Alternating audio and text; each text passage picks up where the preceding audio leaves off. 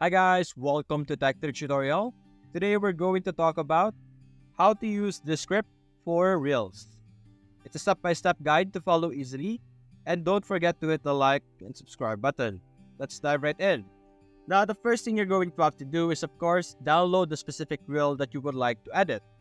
For example, you have a reel from YouTube, Instagram, or any platform out there that offers the reel feature.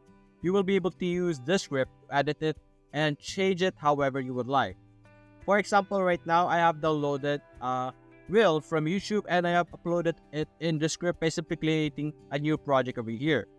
When you create a new file in Descript, as you can see, you will be able to receive or have the transcription of the specific video or the specific reel that you have downloaded, as you can see here. Now you will be able to edit the content of the specific reel by simply selecting the specific section that you would like to remove. You can also add some contents, for example, text-to-speech feature, and all of those features that you can use in Descript. And after editing your reel, you can simply upload it or publish it over here on the top right.